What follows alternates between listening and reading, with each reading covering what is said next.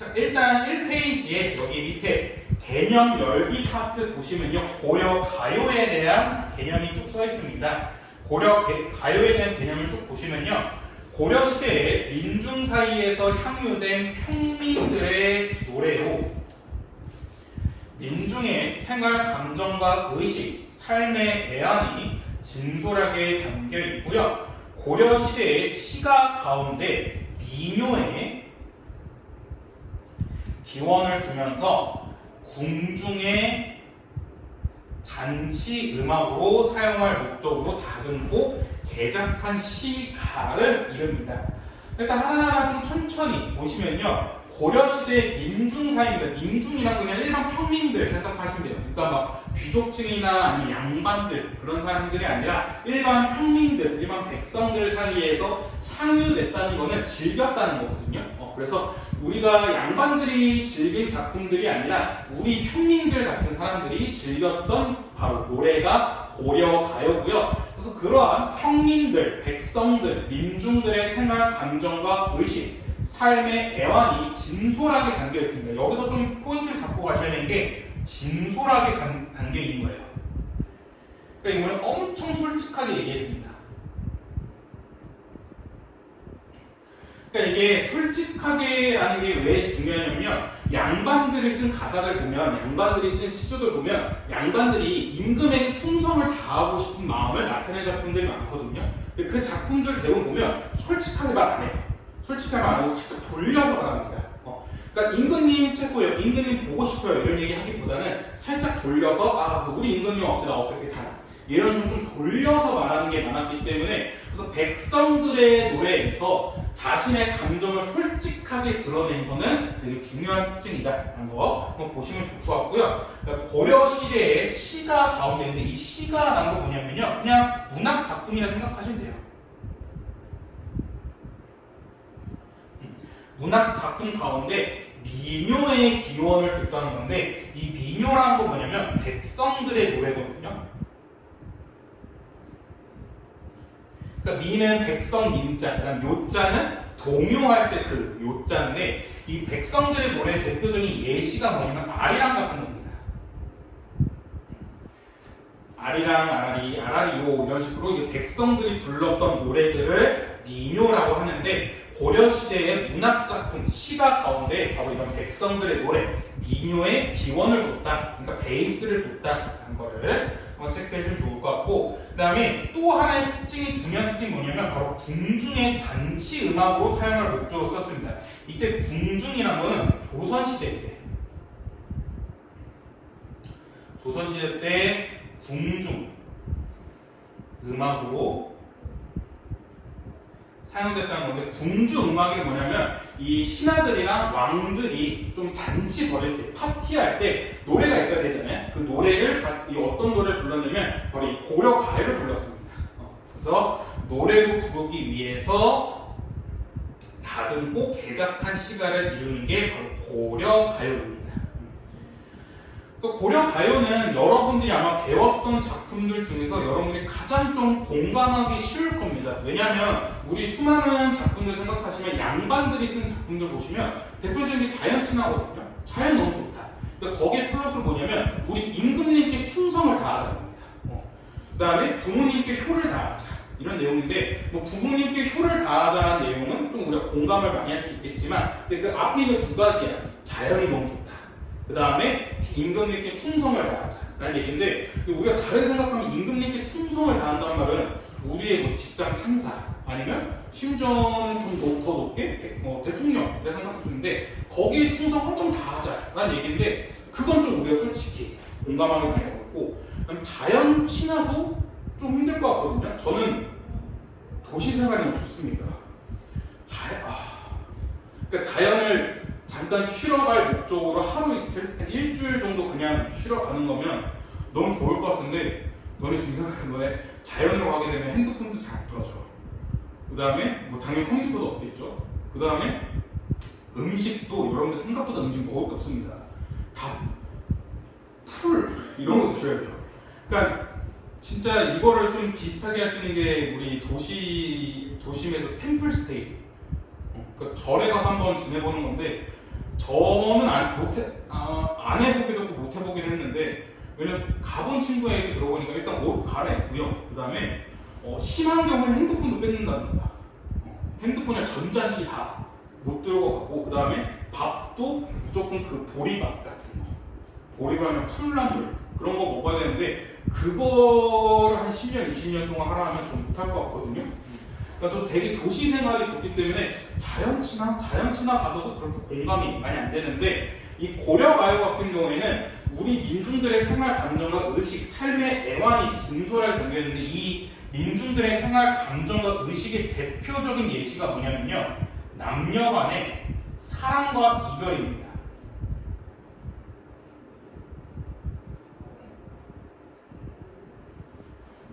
남녀 간의 사랑과 이별은 우리가 되게 공감을 많이 할 수 있잖아요. 특히 뭐 나 사랑, 이별, 우리 뭐 드라마도 엄청 많고요, 노래도 엄청 많고, 그러면 뭐 여러 가지가 다 있기 때문에 이 사랑과 이별 같은 경우에는 우리가 특히나 더 공감을 많이 할 수 있기 때문에, 그래서 우리가 여태까지 배웠던 작품들 중에서, 고전 문학들 작품 중에서 그나마 우리가 조금 더 공감을 많이 할 수 있는 게 바로 고려 가요라 생각하시면 되고요. 그 다음에 너무 고려 가요라 해가지고 문학 작품이라 생각하지 마시고, 가요가 노래이기 때문에 그냥 노래라 생각하시면 더 마음 편합니다.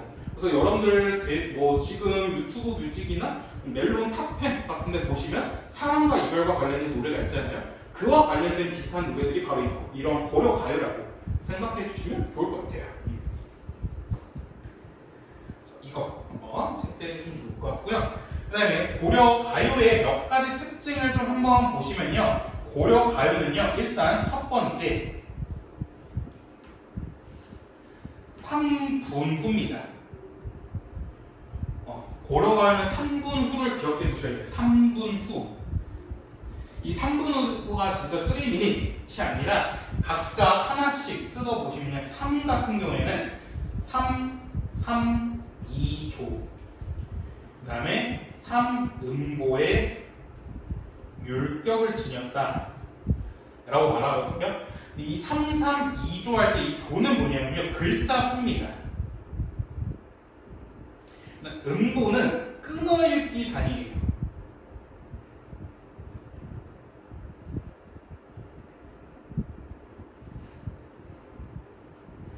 그러니까 여러분들 노래나 특히 뭐 발라드나 아니면 랩 같은 거 들으시면 그냥 걔네가 하고 싶은 말 쫙 쓰지 않잖아요. 그 멜로디에 맞춰서 글자 수를 맞추거나 아니면 멜로디에 맞춰서 딱딱 끊어있는 게 다른 것처럼, 고려 가요 역시 노래이기 때문에 맞춰야 할 글자 수가 있었고요, 맞춰야 할 끊어읽기 단위가 있었습니다.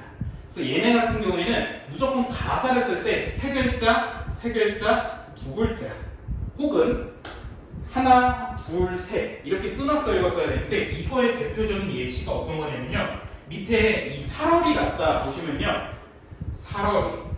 살얼이 났다 이런 식으로 세 글자, 세 글자, 두 글자, 그 다음에 살얼이 났다 이런 식으로 끊어읽기가 세 번 일어난 3음보의 율격이 일어난 겁니다.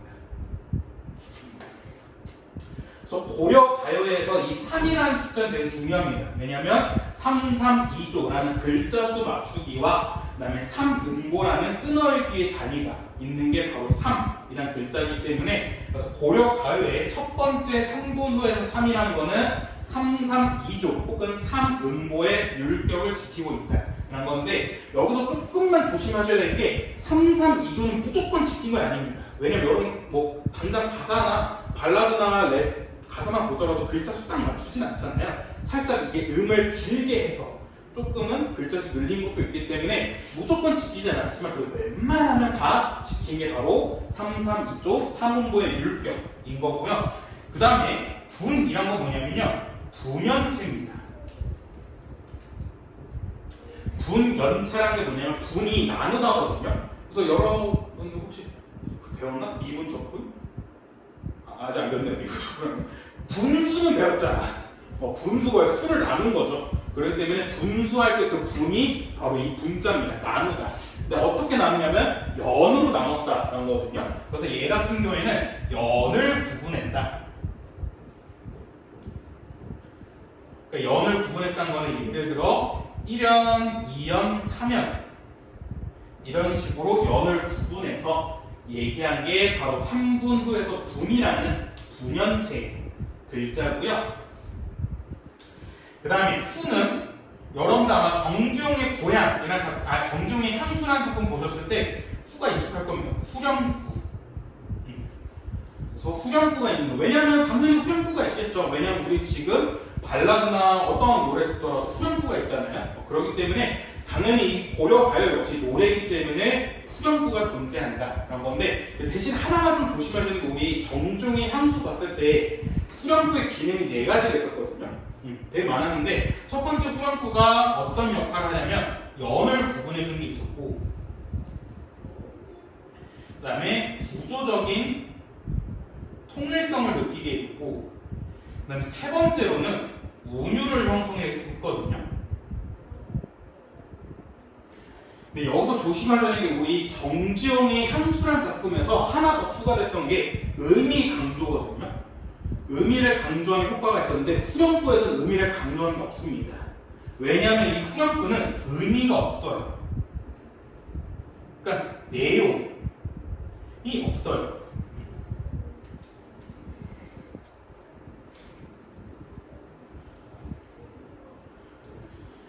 그럼 이런 의미와 내용이 없는 후렴구를 왜 추가했느냐? 오로지 딱 하나입니다. 운율 형성, 리듬 형성을 위해서인데 얘는 왜 그러냐면 궁중 음악으로 쓰이기 위해. 그래서 궁중 음악으로 쓰이기 위해서 고려가요에 후렴구가 추가된 겁니다. 그러니까 이게 고려가요가 노래긴 노래야. 노래가 노래긴 노래에서 대충 리듬감이 있는데 이게 잔치, 파티 음악으로 듣기에는 뭔가 살짝 아쉬운 거야. 살짝 아쉬워가지고 야 이럴 바에는 살짝 벌스 우리 후렴구를 추가해보자 해가지고 후렴구를 살짝 추가한 게 바로 이 고려가의 후렴구가 추가된 궁중의 잔치 음악으로 사용됐다는 거고요. 이게 하나의 고려가의 특징이 돼가지고 3분 후에서 후의 역할을 하고 있는 거고 그래서 후렴구 같은 경우에는 그냥 오로지 파티 음악, 잔치 음악으로만 쓰이기 위해서 만들어진 거기 때문에 어떤 의미도 없습니다. 많이 조심해야 돼요. 왜냐면 이 고려가요에서 문제 제일 첫 번째로 나오는 게 바로 후렴구입니다. 제일 장난 많이 친 게 뭐냐면 여러분들 정종의 향수에서 후렴구는 의미를 강조하는 효과가 지니고 있다 라고 열심히 배워와서 가시리 볼 때도 후렴구에는 당연히 의미가 있겠지 라고 그걸 체크해 보시는데 절대 안 됩니다. 고려가요에서는 후렴구가 의미가 없는, 뜻이 없는, 내용이 없는 거기 때문에 그래서 이게 시험 문제에 제일 많이 나옵니다. 후렴구에도. 그래서 이거 조심하셔야 된다는 점.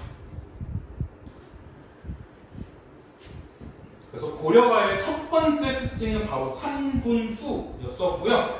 두 번째 특징은 뭐냐면요. 좀 칸이 부는데 여기 쓸게요. 작자 미상입니다. 작자 미상이란 뭐냐면 이걸 지은 작가를 알 수가 없습니다.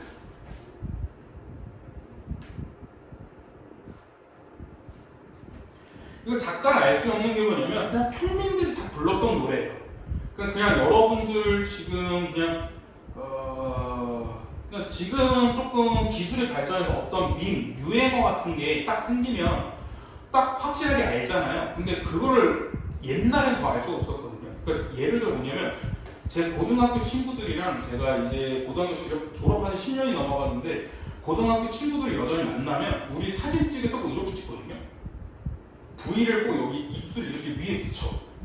근데 17살 때부터 사진 찍는 이랬단 말이야? 그래서 우리 졸업사진만 보더라도 다 이래. 그 다음에 수련회나 이런 거 같으면 다 이러고 있어. 10명. 근데 어느 누구도 이 시작을 누군지 몰라.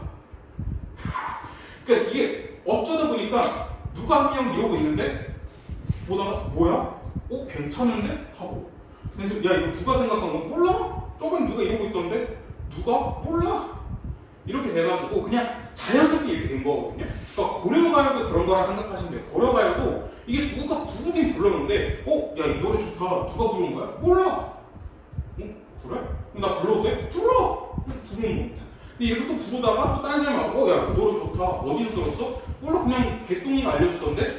그래? 이 노래 누가 지은 건데? 몰라. 개똥도 안 지었대? 그냥 자기도 들은 거래. 이렇게 되는 거기 때문에 작가 작가를 알 수 없는 특징을 지니고 있다는 거고요. 그다음 마지막 세 번째 특징이 뭐냐면 밑에 써있는 것처럼 남녀 간의 사랑과 이별 얘기가 대부분입니다. 그래서 이거는 조금 고려과외를 뭐라 하냐면 남녀, 상렬, 지사라고 해요. 그러니까 남녀, 상렬, 지사가 좋은 표현은 아닙니다. 좋은 표현은 아니고 고려과외를 조금 비하하는 표현이긴 해요. 왜냐면 고작 남녀 간의 사랑과 이별만 이야기한 문학작품이다 라는 의미에 좀 비꼬는 의미에서 말하는 건데, 고려가요는 남녀, 상렬, 지사라고도 불립니다 라는 거.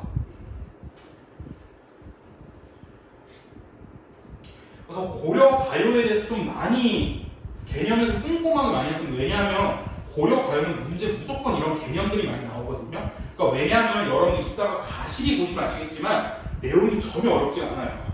내용이 그냥 사랑과 이별 얘기한 거고, 그냥 되게 소극적인 태도, 이별로 인한 슬픔만 얘기하는 거고, 그리고 여러분들이 1학기 때 배웠던 뭐 향수나 이런 거 비교하더라도 표현상 특징이 그렇게 많지도 않아요. 그래서 문제로 출제될 게 별로 없는데, 대신 고전 문학 같은 경우에는 이런 고려 가요 갈래별 특징이 문제로 꼭 한 문제에서 두 문제 정도 많이 나오거든요. 그래서 꼭 알아두셔야 됩니다. 그래서 어떻게 문제 나오냐면, 여러분 학교 시험 문제에 가실이 있는 꼭 가 작품이면 또 이게 가실이 작품인데 가의 갈래에 대한 특징 이런 거 좀 써라 혹은 맞춰라 라는 식으로 문제가 많이 나오니까 고려 가요에 대한 개념을 꼭 알고 계셔야 되는데, 쉬는 시간에 한 번만 다시 보고 갈게요. 고려 가요라는 건 평민들의 노래고 되게 솔직하게 진솔하게 말한 작품이고, 그 다음에 민요의 기원을 두면서 궁중의 잔치 음악으로 사용되었다. 고려가요의 제일 중요한 특징이 세 가지였었는데, 3분 후, 작전 이상, 남녀 간의 사랑과 이별이었는데, 3분 후라는 거는 3, 3, 2조, 3음보의 율격, 글자 수와 끊어읽기의 단위에 대해서 얘기한 거고, 분 같은 경우는 분연체, 연을 구분한 거, 후는 후렴구를 얘기한 거였고, 난 두 번째 작전 이상 작가를 알 수 없다. 세 번째는 고려가의 대부분의 내용은 남녀 간의 사랑과 이별 얘기뿐이다 라는 거.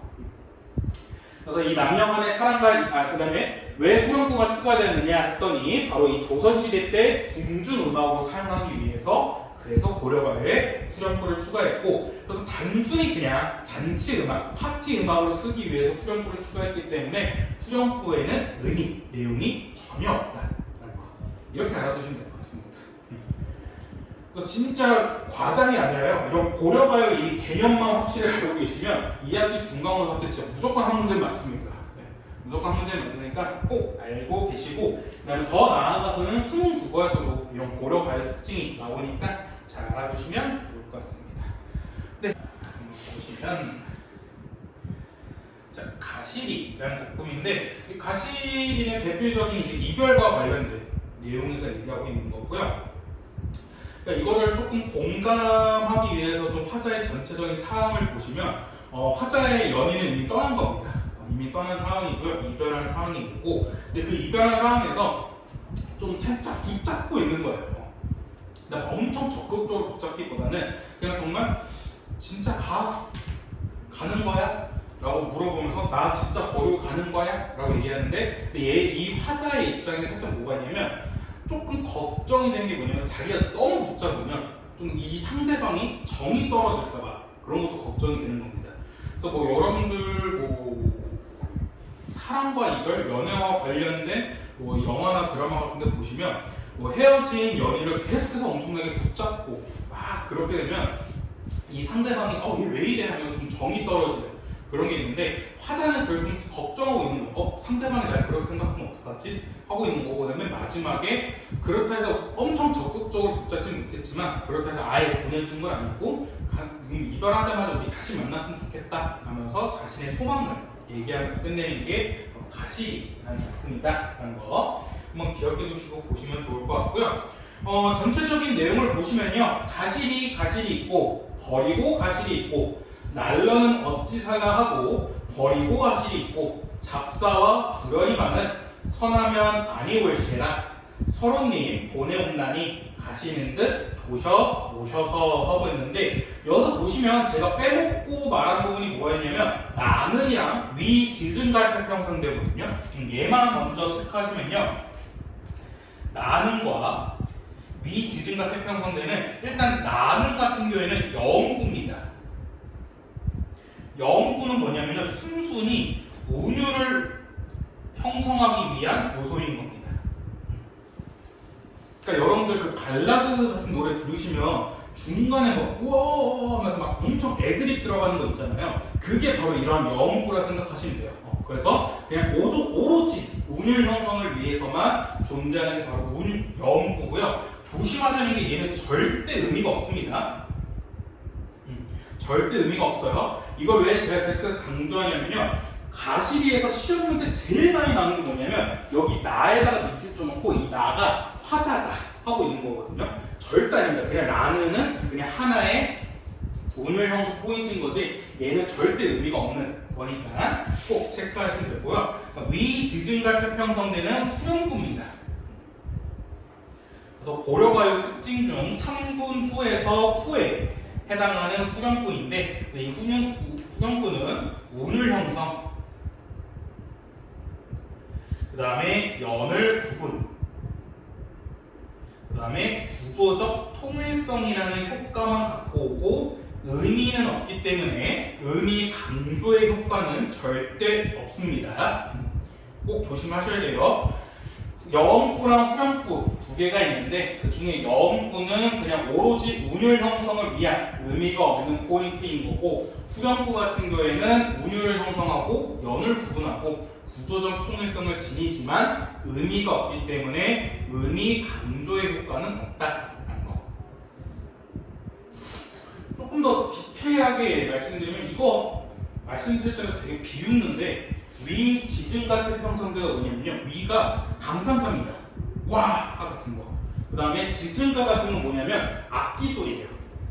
악기 소리를 나타내는 것을 사실 이런 거거든요. 태평성대는 뭐냐면요, 이 대평성대는 이게 원래는 태평성대라고 하거든요. 태평성대는 그냥 온 나라가 행복했으면 좋겠다. 그래가지고 이걸 통해서 또 궁중 음악으로 사용됐다는 걸 알 수 있는 겁니다. 그러니까 궁중 음악을 할 때 지금 우리나라는 태평성대입니다 하고 있는 거예요. 말하고 있는 거거든요. 그래서 이거를 실제로 나타내면 위 태평성대 이겁니다. 그래서 지증가는 이렇게 악기를 좀 두드리는 소리, 악기 소리 같은 거고, 위 같은 경우에는 와, 아 같은 감탄사 이런 걸 생각하시면 돼요. 그래서 우리가 가실이라는 작품을 이해할 때는 이 나는과 위 지증가 태평성대는 필요가 없고요. 가실이 있고 버리고 가실이 있고 날런 어찌 살라하고 버리고 가실이 있고 이 파트만 알고 계시면 됩니다. 자, 그럼 한번 들어가 보시면 가실이 있고 하는 건데, 얘도 가실이 있고 해서 세 글자, 두 글자, 그 다음 끊어읽기 3음보의 효과를, 특징을 갖고 있는 거고요. 그 다음 이 가실이 같은 경우에는요, 얘는 가실이 있고의 줄임말입니다.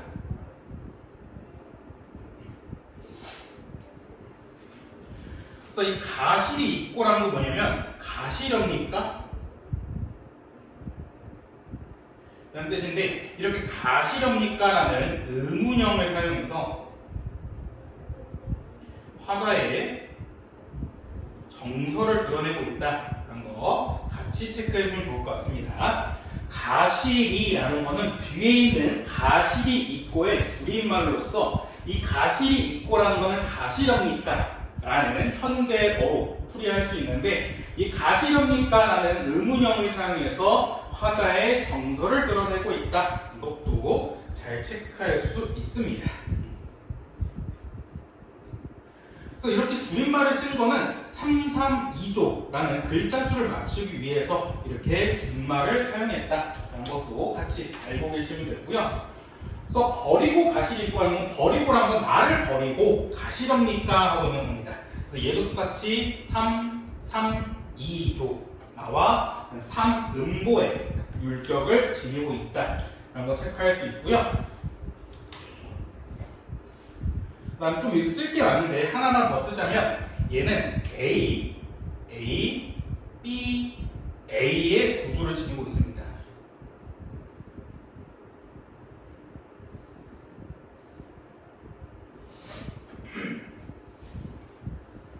아까 말씀드렸던 건 가시리가 가시리 입구의 줄임말이라 했잖아요. 그래서 원래는 가시렵니까? 나를 버리고 가시렵니까? 라는 식으로 이 가시리가 A라 생각하시면 되고요. 버리고가 B인데 그래서 A, A, B, A 이런 식으로도 운율을 형성하고 있다라는 점. 오케이?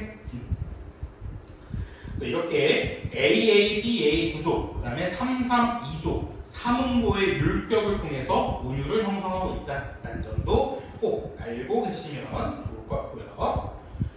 자, 그 다음에 미리 하나 말씀드리면 여러분들 이렇게 점 같은 거 있잖아요. 글자 할 때 이런 점, 이 점이 뭐냐면 아래 앞자거든요. 옆에 여기다 쓸게요. 점 같은 거를 아래 아라고 하는데 얘는 어떻게 읽으면 되냐면요. 아, 으, 혹은 어, 오, 우 등으로 읽으시면 됩니다. 근데 보통 아나 으로 바꾸면 보통 다 말이 돼요.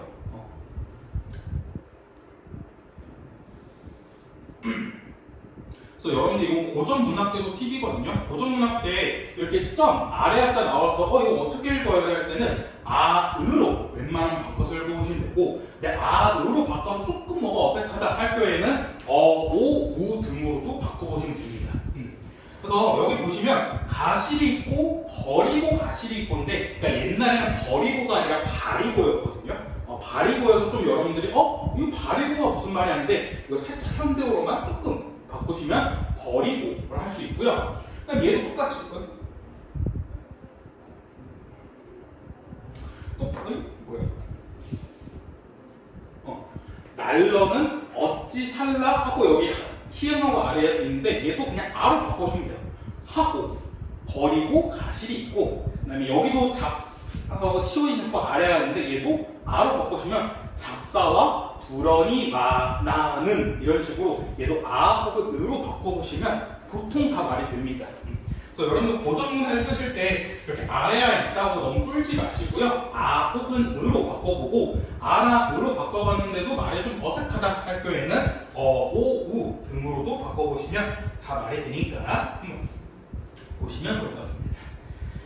자, 그 다음에 두 번째 여기로 가시면 날러는 어찌서고, 날러는 뭐냐면 나더러는 어찌 살라 하고 라고 얘기하는 건데, 그럼 몹시 소극적이고 수동적인 자세죠. 혹은 태도 라고 볼 수 있는데, 그러니까 헤어졌다 해서, 님과 헤어졌다 해서 내가 나보고 어찌 살라는 겁니다. 어찌 살라는 겁니까? 하고 있는 건데, 그럼 몹시 얘가 수동적이고 소극적인 자세를 보여주고 있다는 거. 그래서 가시랍니까? 나보고는 어찌 살라고 나를 또 버리고 가십니까? 라고 얘기하는데, 이 버리고 가실이 있고는 일련의 이행을 똑같이 반복하고 있습니다.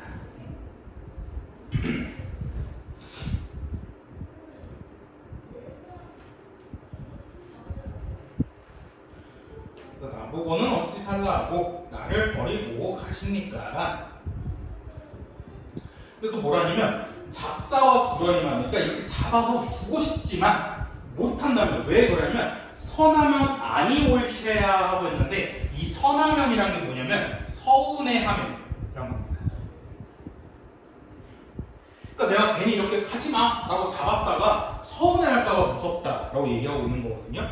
그래서 잡사와 불언이 말하는 여기서도 되게 소극적이고, 체념의 태도 역시 볼 수 있죠. 체념이라는 거는 좀 포기하는 거.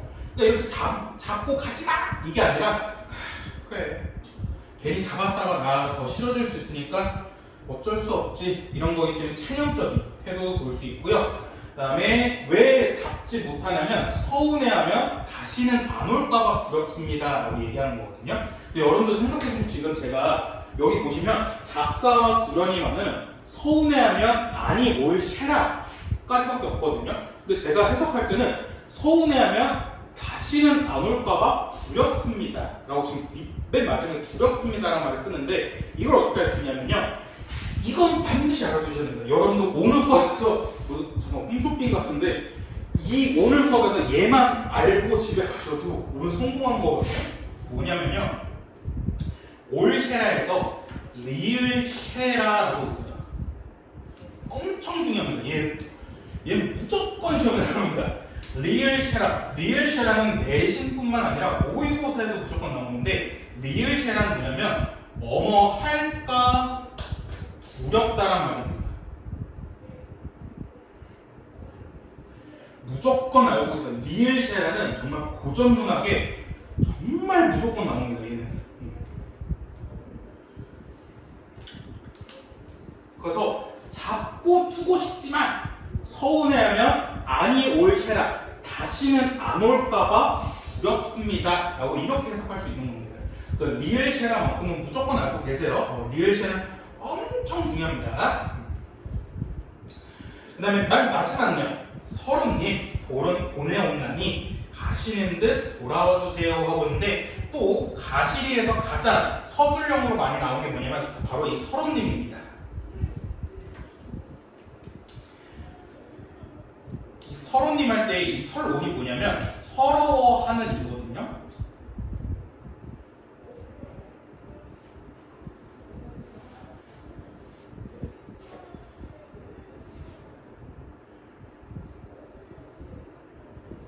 근데 이게 서러워하는 뿐만 아니라 어떻게 해석할 수 있냐면 서러워하면서라고도 해석할 수 있습니다.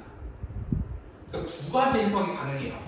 서러워하는 임을 보내옵나니, 서러워하면서 임 보내옵나니 라고 해석이 가능한데, 이렇게 두 가지 해석이 가능한 걸 바로 중의적 해석이라 하거든요. 그래서 시험 문제에 뭐가 나와 있냐면 서러워하는 주체가 누구냐에 따라서 해석이 달라지는데, 첫 번째 임으로 해석할 경우, 임이 서러워하는 주체라면 임 같은 경우에는 나와의 이별을 서러워하는 임입니다. 그러니까 사실은 임도 나랑 그렇게 헤어지고 싶지 않은 거야. 근데 어쩔 수 없이 나랑 헤어지는 것 때문에 임도 나와의 이별을 서러워한다. 그래서 서러워하는 임을 보낸다 라고 해석할 수 있는 거고요. 두 번째, 이 서러워하는 게 내가 임이 아니라 나라면, 화자라면, 그러니까 나라면 임과의 이별로 서러워하는 화자 나라고 해석할 수 있습니다. 그러니까 지금 이별해서 슬픈 건 누구니? 나죠. 화자죠. 그렇기 때문에 내가 서러워하면서 막 울면서 임을 보내는 겁니다. 임과 헤어졌다는 겁니다. 그래서 이 서러워하는을 누가 서러워하느냐, 이 서러워하는 주체가 누구냐. 첫 번째, 만약에 임이 서러워한다면 어떻게 해석할 수 있냐면 나와의 이별로 서러워하는 임을 보낸다라는 거고, 두 번째, 이 서러워하는 게 만약에 임이 아니라 나, 화자라면 임과의 이별로 서러워하면서 임을 보내고 있다라고 해석할 수 있는 겁니다. 그래서 이게 중의적 해석이 가능하기 때문에 서술형으로 나오고 너무 딱 좋습니다. 서술형으로 여기 밑줄 쳐놓고 이거는 중의적 해석이 가능한데, 중의적 해석 어떻게 할 수 있느냐. 그래서 첫 번째는 서러워하는 주체가 임으로 해석할 경우에는 나와의 이별을 서러워하는 임을 보낸다. 두 번째는 서러워하는 주체를 나라고 한다면, 화자라고 한다면 임과의 이별로 서러워하면서 임을 보내고 있다 라고 해석할 수 있습니다.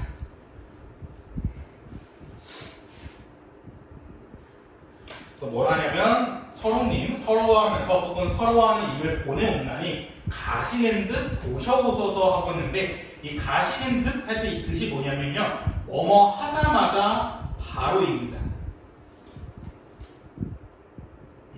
그래서 가시자마자, 이별하시자마자 바로 돌아와 주세요 라고 얘기하고 있는 건데, 여기 있는 파트 가시는 듯 보셔오소서가 바로 화자의 소망을 직접 제시하고 있다. 그러니까 화자가 바라는 소망은 뭐냐? 바로 이미 헤어지자마자 나한테 다시 돌아왔으면 좋겠다. 그래서 드시라는 거는 뭐뭐 하자마자 바로라는 건데, 그래서 가시자마자 돌아와 주세요 하고 있는 겁니다.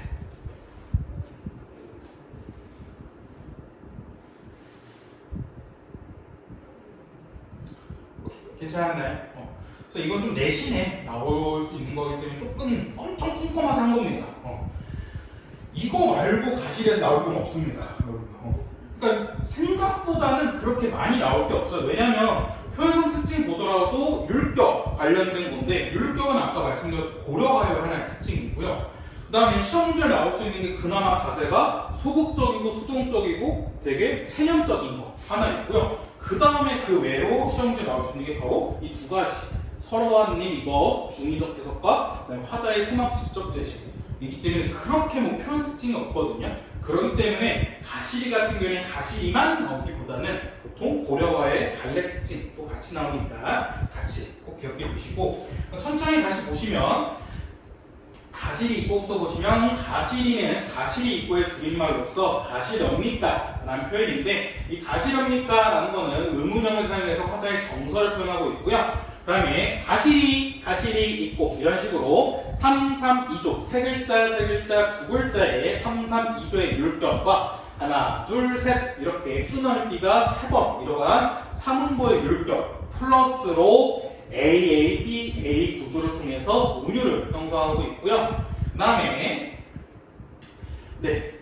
제일 중요한 건 꼭 리을쉐라. 리을쉐라는 뭐뭐 할까 두렵다 라는 뜻이고, 그 다음에 여기서 서론님 할 때 이 서론이 중의적 해석이 가능한데, 어떻게 해석이 가능하냐? 서로하는 주체가 누구냐?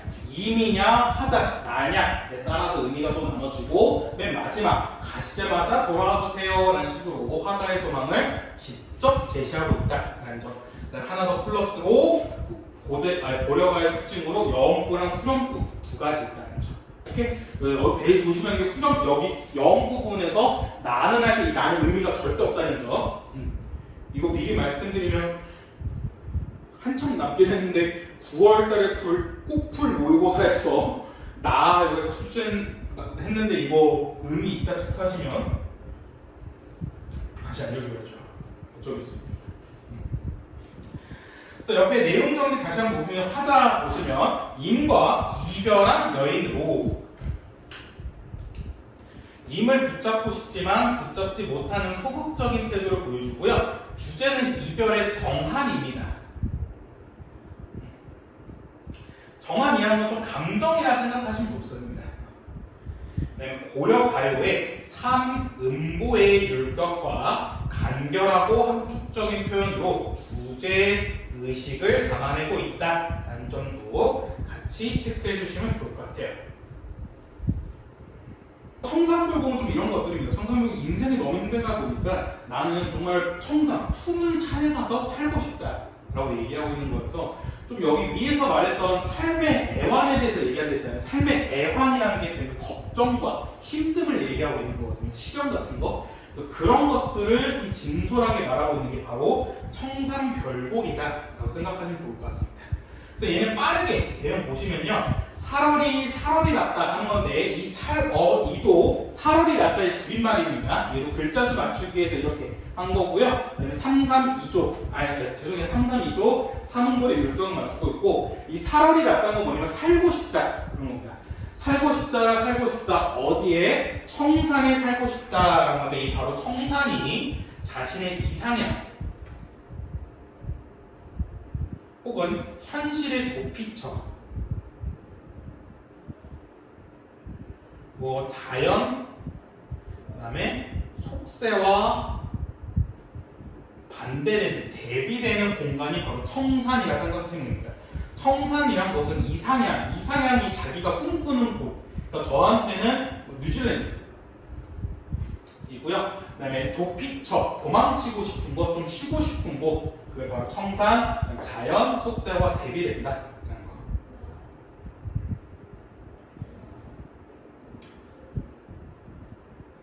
가고 싶은 곳이라니까, 예전에 그 얘기 나서는 이게 국어 선생님들끼리 회의하다가 어쩌다 뭐 얘기 나와서 꿈과 관련된 얘기 나왔다가 그 국어 원장 선생님이 저한테 수문쌤은 어디 가고 싶어요? 이런 거예요. 정말 저는 솔직하게 달나라요 라고 했거든요.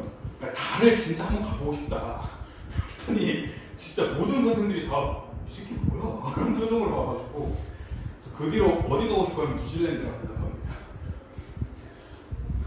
그래서 어디 가고 싶어요? 수문쌤 어디 가고 싶어요? 저는 꼭 죽기 전에 달에 한번 가보고 싶어요. 이랬거든요. 뭐야? 그 뒤로 저는 수문쌤 어디 가고 싶으면 저는 뉴질랜드 한번 가보고 싶습니다. 이렇게 얘기하거든요. 그러니까 지금 이 친구한테는 이 청산이 바로 그런 공간이다라고 보시면 될 것 같고, 그다음 멀 위랑 다래랑 먹고 하고 있는데 이 멀 위랑 다래는 뭐냐면요, 좀 소박한 음식입니다. 그러니까 이게 둘 다 산나물이에요, 산나물. 그러니까 다래는 대표적으로 조금 이게 조금 달짝지근해야 된다? 그런 나물이고, 멀 위는 뭐냐면 머루인데 머루는 포도 같은 겁니다. 그러니까 포도랑 산나물 먹으면서 청산에 살고 싶다라고 얘기하고 있는 거고, 얄얄얄 성 얄얄얄야 이거는 이제 대표적인 후렴구고요.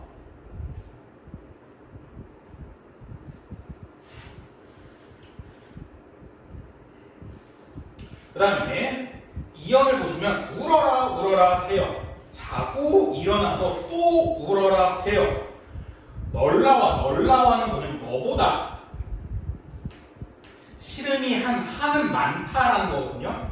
너보다 시름이 많은 나도 자고 일어나서 운다라고 얘기하고 있습니다. 그래서 이 새는 화자의 분신이라고 볼 수 있어요. 그 다음에 화자의 감정과 동일하기 때문에 감정이입도 체크할 수 있고요. 그래서 울어라 울어라 새여 자고 일어나서 또 울어라 새여 너보다 시름이 많은 나도 자고 일어나서 운다 그렇기 때문에. 근데 이렇게 우는 이유는 바로 삶의 고독 혹은 비에 대해서 얘기하고 있는 거죠. 너무 힘들어서 아이고 새야 너도 우는구나, 너보다 시름이 많은 나도 이렇게 많이 울고 있다. 그래서 자신의 삶의 고독과 비에 대해서 얘기하고 있습니다.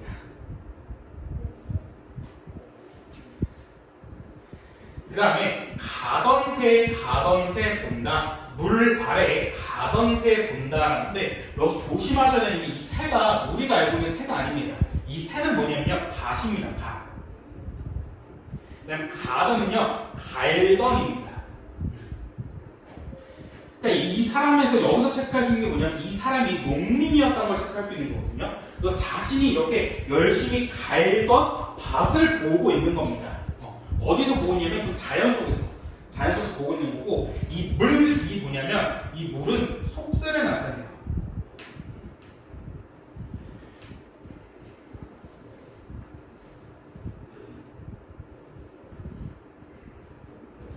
그 다음에 이끼 묻은 이건 잉 묻은 장글란 뭐냐면요, 이것도 여기 청산불교 시험에 많이 나오는데 이거는 속세에 대한 미련을 나타내고 있는 거거든요.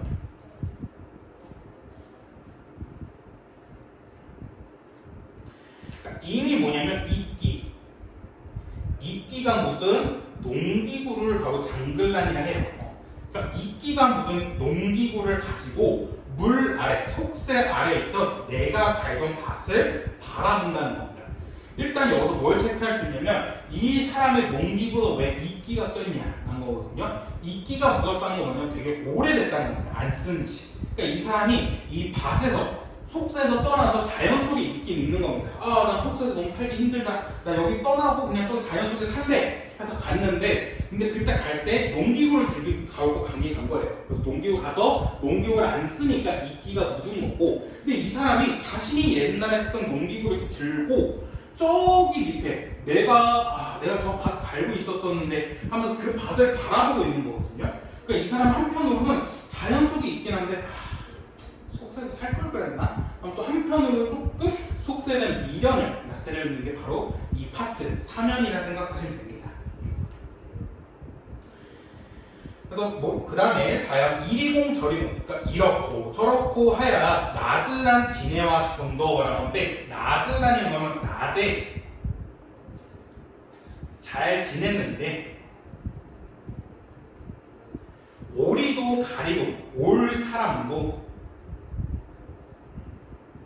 갈 사람도 없는 밤에는 또 어찌하리랴라는 식으로 지금 낮과 밤을 대조하고 있는 거고요. 이 사람한테 밤이라는 시간은 고독이 극대화되는 시간입니다.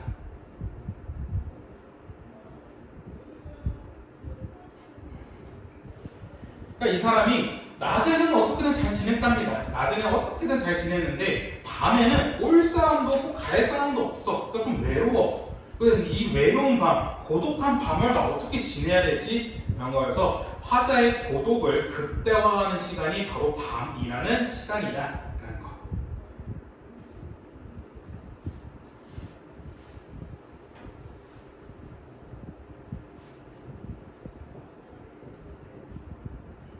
그다음에 네 번째요. 어디다 던지던 돌고라는 건데, 돌고가 뭐냐면 돌인가라는 겁니다.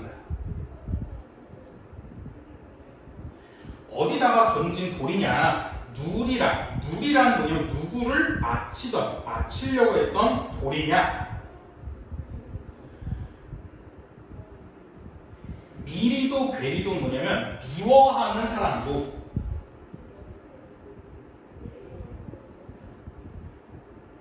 사랑하는 사람도 없이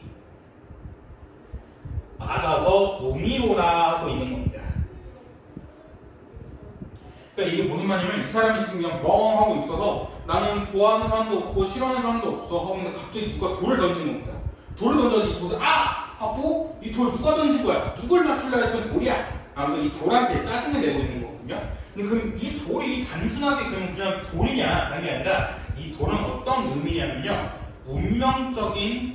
운명의 고난과 비애를 얘기합니다. 그러니까 이게 무슨 말이냐면 이 사람 지금 그냥 가만히 있다가 돌이 자기한테 맞은 거 아니야. 가만히 있다가 누가 돌을 던진 거거든요. 난 가만히 있으면 누가 나 돌 던졌어. 돌 던지는 거 어때? 아프죠. 그러니까 이렇게 아픈 이유가 뭐냐면 나의 괴로움은 운명이라는 겁니다.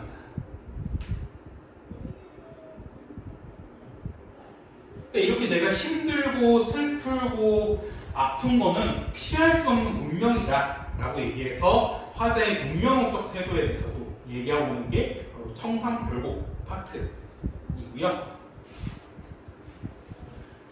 네, 그 뒤는 좀 비슷합니다. 사월이 났다. 바라는 뭐냐면 바다거든요. 바다에서 얘는 또 청산과 동일합니다. 그래서 바다에 살고 싶다. 나무작이 부족이랑 먹고 바다에 사월이 났다라는 건데, 나무작이랑 부족이 역시 해산물 같은 거, 해산물이랑 조개 같은 거를 먹으면서 살고 싶다라고 얘기하고요.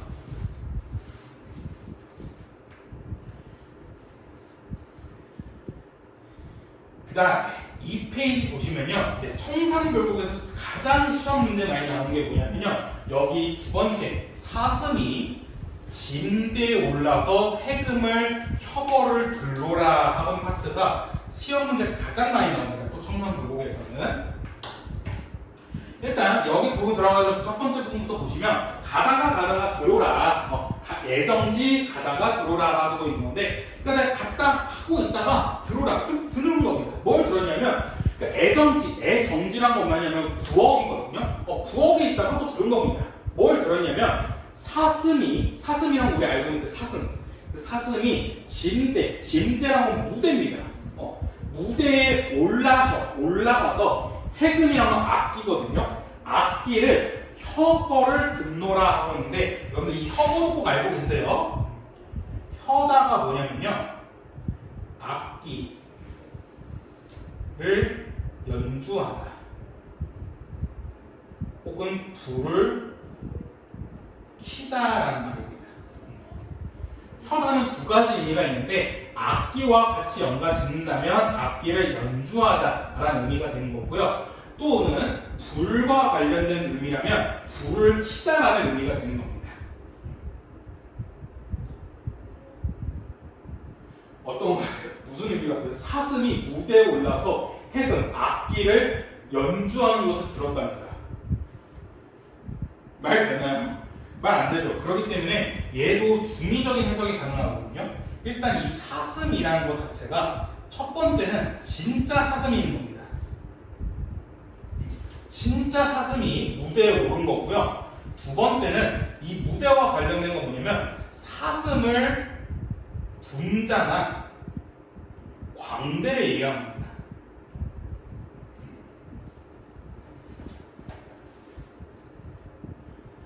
그래서 만약에 이건 두 가지 의미가 가능한데 만약에 진짜 사슴으로 해석한다면 뭐냐면 사슴이 무대에 올라서 악기를 연주하는 것을 들었다는 겁니다. 이건 말이 안 되죠. 그럼 말이 안 되는 거기 때문에 이게 뭐냐면 첫 번째 해석을 한다면 사슴이 해금, 악기를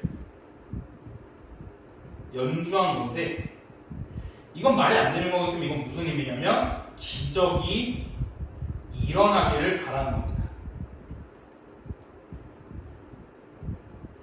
그러니까 이 사람 사는 게 너무 힘들다 보니까 사슴이 무대에 올라와서 악기를 연주하는 기적이 일어나는 것처럼 내 운명과 내 고난과 내 시련이 기적처럼 해결됐으면 좋겠다라고 말하고 있는 해석 부분을 볼 수 있고요. 두 번째는 그냥 사슴 분장한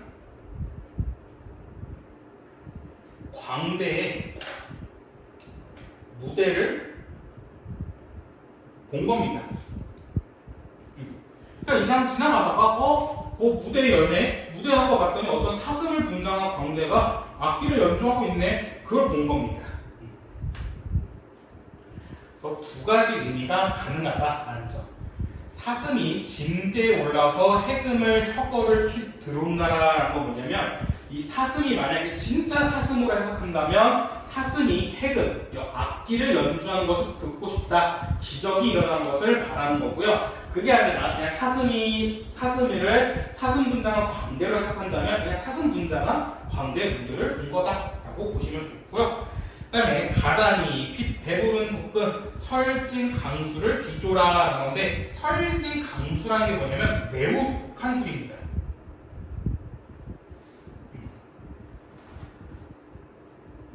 여러분들 이것도 고전문학의 하나의 팁이거든요. 얘도 같이 알아두시면 뭐가 좋냐면 술은 고전문학에서 두 가지 의미입니다. 첫 번째 의미는 흥을 더 돋구는 거예요. 그러니까 나 기분 완전 좋아. 나 파티하고 나 오늘 기분 너무 좋은데 술까지 먹어서 기분 너무 좋아 라고 말하는 이런 흥을 더 돋구는 역할을 하고요. 두 번째는 고통을 잊게 해주는 겁니다.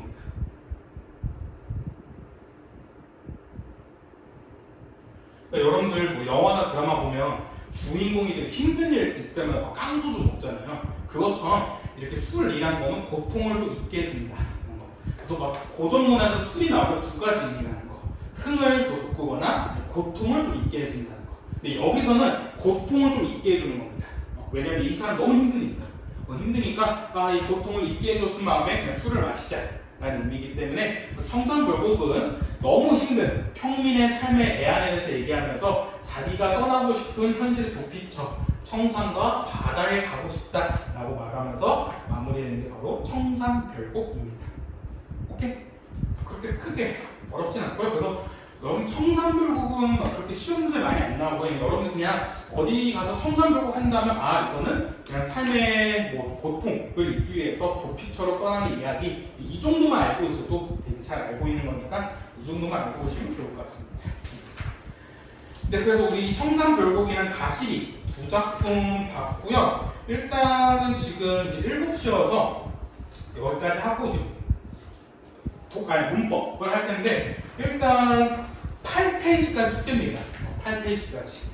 총 10문제거든요. 이게 여러분들 처음 보는 작품이 있고 좀 어려울 수 있어요. 어려울 수 있는데 일단 한번 가실이랑 청산별곡 전체적으로 작품을 봤으니까 일단은 8페이지까지 한번 최대한 풀어봐 주세요. 풀어봐 주시고 다음 주에 한번 같이 보도록 하겠습니다.